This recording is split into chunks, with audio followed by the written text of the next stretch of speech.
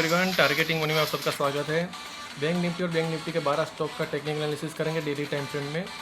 आज bank Nifty ने बहुत बड़ा रेड कैंडल बनाया है और ये जो रेड कैंडल है वो आज की जो एक्सपायरी थी, कल एक्सपायरी है, कल की एक्सपायरी के लिए प्लस माइनस हुआ है जो 2 दिन से वो चल रहा है। लेकिन अगर हम बहुत ही अच्छे से देखें एज अ टेक्निकल एनालिसिस तो यहाँ पे 6 दिन से कंटिन्यूअस ये रेंज में फंसा हुआ है और आज 7वां दिन है। 7 दिन से ये बॉक्स बनाया है तो बहुत ही अच्छा मूवमेंट मिलेगा। अगर बैंक निफ्टी नीचे की तरफ जाएगा 49,700, अगर 49,700 के नीचे जाता है तो बैंक निफ्टी 49,400 49,000 तक मूवमेंट देगा। और ऊपर की बात करें तो अगर यहाँ पे जो रेड कैंडल बनाया है और यहीं से अगर गैप अप होकर यहाँ पे समझो आ रहा है 50,000 या 51,000 आ रहा है, 50,100 आ रहा है, तो अप साइड का टारगेट आ सकता है 50,800। लेकिन अगर बहुत बड़ा गैप अप हुआ, यहाँ से अगर ब्रेकआउट हुआ 50,700 का, तो ऊपर का टारगेट आ जा सकता है 51,200 तक का। तो ये 2 पॉइंट बहुत ही क्रूशियल हैं। उसका जो बॉक्स बना है उसका हाई लेवल है 50,750 और लो का लेवल है 49,700। तो ये 1,000 पॉइंट के बीच में बैंक निफ्टी प्ले कर रहा है। अभी हम 12 स्टॉक देखेंगे, 12 स्टॉक में क्या हो रहा है।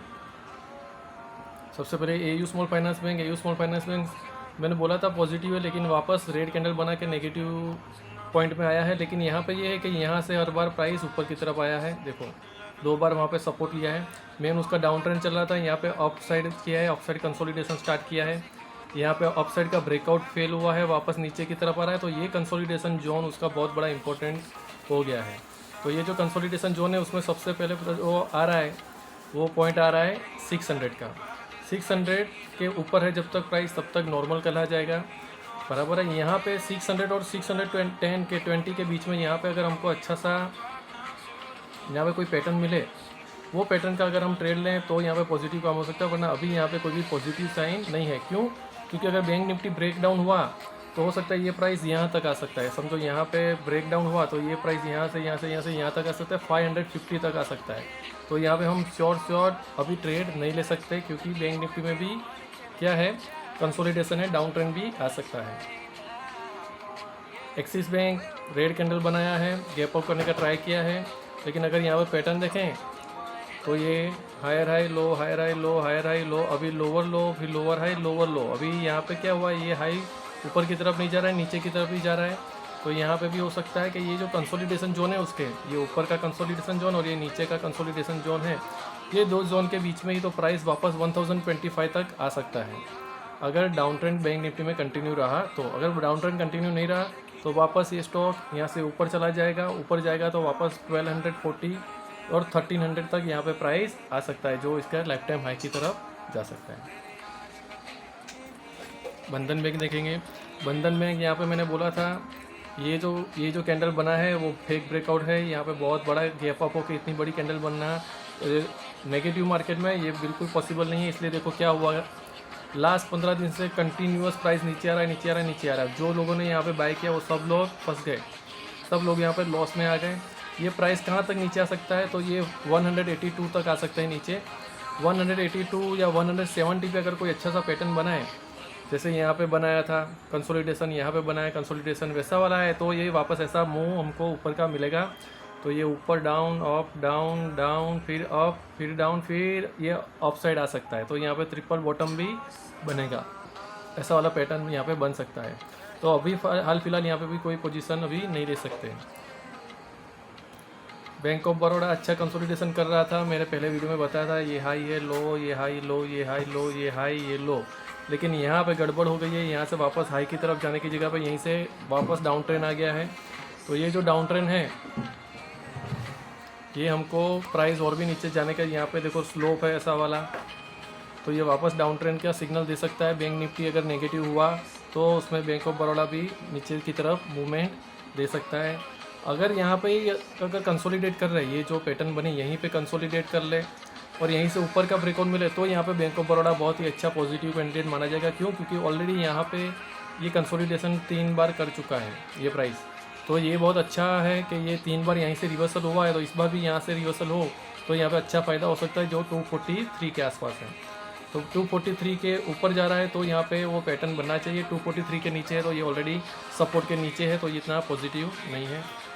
फेडरल बैंक अवॉइड करेंगे। क्यों? हर बार यहाँ पे स्टॉप लॉस हंटिंग होती है, जिगजैग कैंडल बन रही है, टेक्निकल एनालिसिस के हिसाब से कोई पैटर्न नहीं बनती है यहाँ पे। HDFC बैंक कंसोलिडेट कर रहा था, वापस आज नेगेटिव हो गया। मैंने यहाँ पे भी बताया था कि ये प्रॉपर मूव नहीं है, यहाँ पे भी मैंने बताया था ये प्रॉपर मूव नहीं है। क्यों? क्योंकि बैंक निफ्टी नीचे की तरफ आ रहा है और ये यहाँ पे ऊपर का ब्रेकआउट दिखा रहा है और ब्रेकआउट सस्टेन नहीं कर रहा है। वापस 2 दिन में देखो यहाँ पे रेड कैंडल बना रहा है, वापस रेड कैंडल बना रहा है। तो आज भी बहुत बड़ा गैप डाउन और रेड कैंडल बनाया है, ये इतना अच्छा नहीं है। लेकिन क्या कर सकते हैं यहाँ पे वेट कर सकते हैं। अगर बैंक निफ्टी अपना कंसोलिडेशन जोन नहीं छोड़ रहा है, ऊपर की तरफ जा रहा है, तो यहाँ पर ऊपर जाएगा, वरना ये भी प्राइस नीचे की तरफ आ सकता है।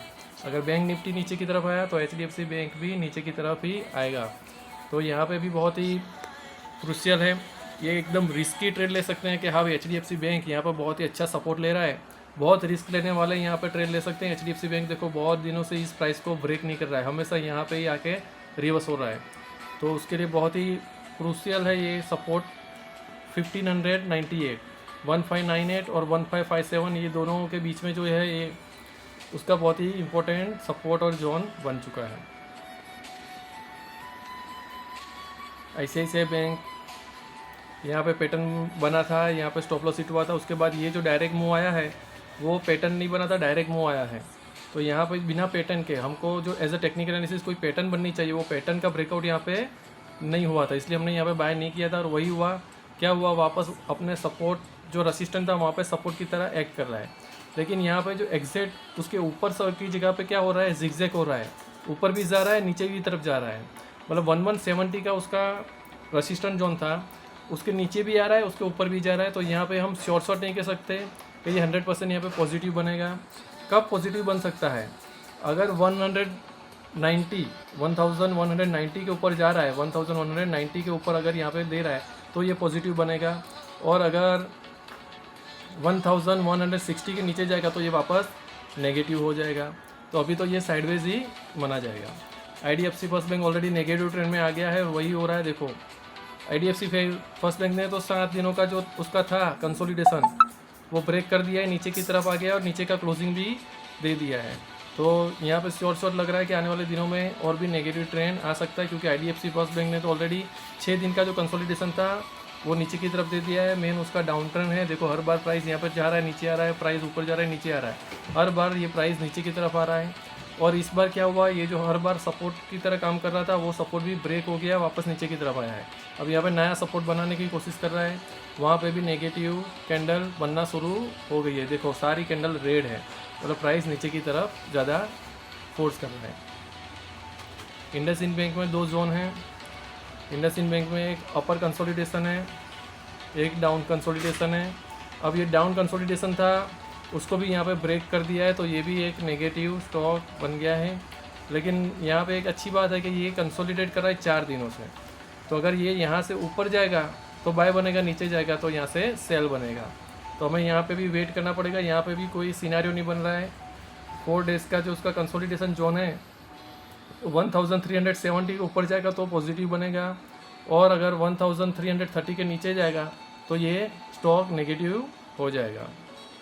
कोटक महिंद्रा बैंक में स्टॉप लॉस हंटिंग होती है, ऑपरेटर ट्रेडिंग भी है। आप यूट्यूब पे सर्च करें Kotak Mahindra bank operator trading, तो आपको बहुत सारे वीडियो मिलेंगे। यहाँ पे ऑपरेटर ट्रेड हुआ था, ये यस बैंक वाला सेटअप है। यहाँ पे बिल्कुल भी हम ट्रेड नहीं करेंगे, यहाँ पे भी नेगेटिव ट्रेंड ही है, मूविंग एवरेज के नीचे आ गया है, तो यहाँ पे भी अभी कोई भी एनालिसिस नहीं करेंगे। Punjab national bank bank of Baroda की तरह ही कंसोलिडेट कर रहा है। ये यहाँ से ऊपर नहीं, यहाँ से नीचे नहीं, यहाँ से ऊपर नहीं जा रहा है, नीचे नहीं जा रहा है, ऊपर नहीं जा रहा है, नीचे नहीं जा रहा है, सेम कंसोलिडेशन हो रहा है। ये इसका एक पूरा जोन है। तो ये जोन के आगे ही उसका जो सपोर्ट था वो सपोर्ट पे वापस एक पैटर्न अच्छा बना रहा है, जो 1114 के है, 114 के आसपास है, 1114।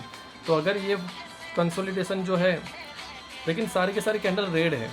अब ये बहुत चौंकाने वाली बात है, सारी कैंडल रेड है, मतलब प्राइस नीचे की तरफ जा सकता है। कल एक्सपायरी भी है, तो हो सकता है कल पुट में मोमेंट ज़्यादा मिले।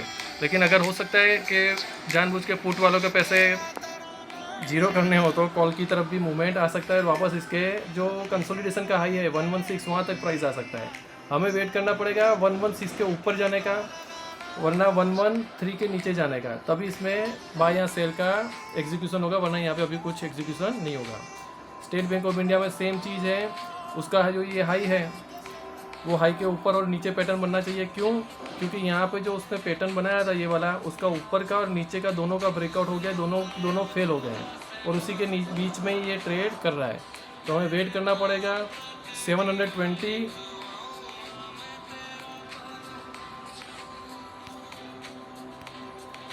हमें वेट करना पड़ेगा 720 या तो 910 के ऊपर या नीचे जाके प्रॉपर पैटर्न बने, तभी इसमें हम ट्रेड ले पाएंगे, वरना अभी इसमें हम कोई ट्रेड नहीं ले पाएंगे। टेक्निकल एनालिसिस के हिसाब से कोई पैटर्न नहीं बनेगी। ये वीडियो एजुकेशन पर्पज़ के लिए था। आप आपका बाय सेल आपके खुद का टेक्निकल एनालिसिस करें या आपके एडवाइज़र से सलाह लेने के बाद ही करें। Thank you.